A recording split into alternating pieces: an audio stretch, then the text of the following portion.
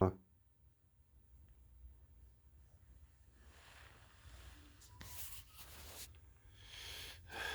evet.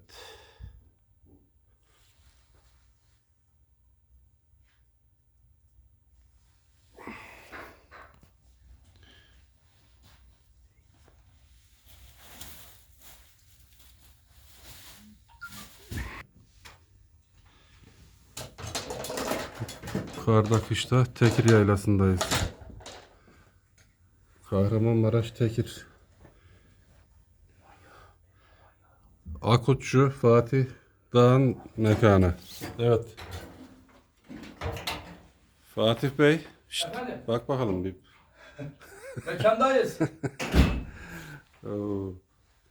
Ya şu sobanın güzelliği işte her şeye değer. Olay budur. Gerisi La Fontaine Troze. Evet. Otur izle.